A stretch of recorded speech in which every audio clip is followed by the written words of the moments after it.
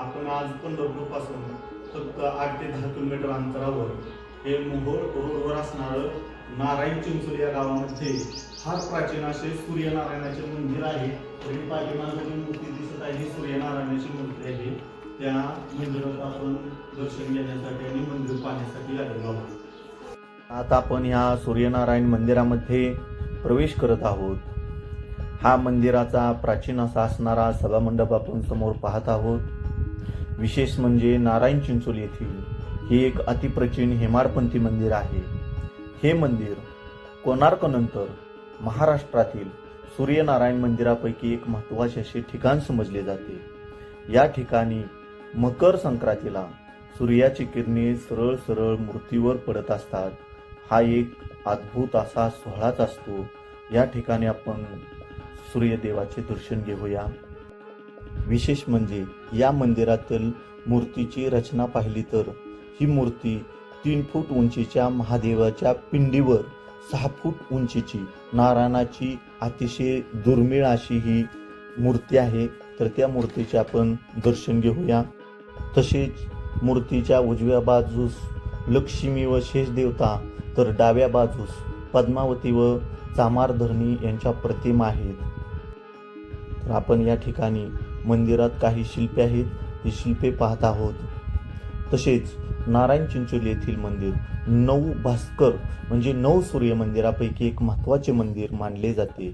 या ठिकाणी आपण मंदिरासभोवतालचा संपूर्ण परिसर पाहत 9 मंदिरे कुठे कुठे आहेत त्याचे आपण थोडक्यात पाहणार आहोत. तर 1 नंबरचं नारायण चिंचोली पंढरपूर, 2 नंबरचं कासार शिरशी निलंगा, 3 नंबरचं औसा लातूर येथे आहे, 4 नंबरचं पळसदेव इंदापूर येथे सध्या हे मंदिर उजनीच्या पाण्यामध्ये आहे, 5 नंबरचं मंदिर पेडगाव येथे श्रीगोंदा येथे आहे, 6 नंबरचं मंदिर नमलगाव येथे बीडमध्ये आहे, 7 नंबरचं मंदिर कालपी रत्नागिरी येथे आहे, 8 नंबरचं मंदिर आदिती कोल्हापूर येथे आहे आणि 9 नंबरचं मंदिर कनकादित्य कशेळी रत्नागिरी येथे आहे. तर अशी ही 9 नारायणांची 9 मंदिरे महाराष्ट्रातील आहेत. त्यापैकी महत्त्वाचं असं मानलं जाणारं हे नारायण चिंचोलीतील पंढरपूर येथील हे मंदिर आपण पाहत आहात. या ठिकाणचा आपण परिसर पाहत काही शिल्पे पाहत मंदिरालगतच असणारे ऐतिहासिक असे महादेवाचे मंदिर आपण पाहण्यासाठी आणि दर्शन घेण्यासाठी या मंदिराकडे निघालेलो आहोत. सूर्यनारायण मंदिरालगतच एक ऐतिहासिक असे महादेवाचे मंदिर अतिशय महत्त्वाचे मानले जाते. एकाच परिसरात विष्णू आणि शिव ऐक्याचे प्रतीक मानले जाते. हरी आणि हरिहर असा ऐक्याचे प्रतीक आहे. असे हे एक विष्णूचं आणि शिवाचं मंदिर आहे. त्याचं प्रतीक या ठिकाणी आपल्याला पाहायला मिळतंय.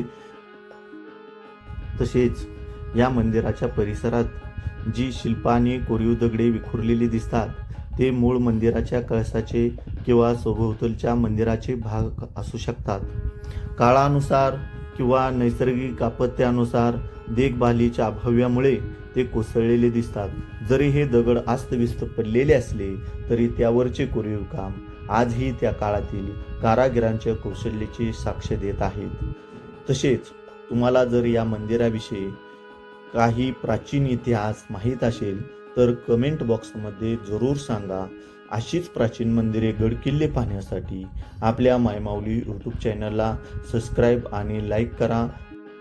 हे ठिकाण पूर्वीचे दंडकारण्य आणि या ठिकाणी चिंचेचा बन असल्यामुळे याच ठिकाणी नारायण सूर्यदेवाने अवतार घेतल्यामुळे या ठिकाणाला नारायण चिंचोली असे म्हटले जाते, असे येथीलचे स्थानिक लोक आपल्याला सांगतात. आणि हे मंदिर पंढरपूरपेक्षा अतिप्राचीन असल्याचे असेही या ठिकाणचे स्थानिक लोक आपल्याला सांगितले जाते.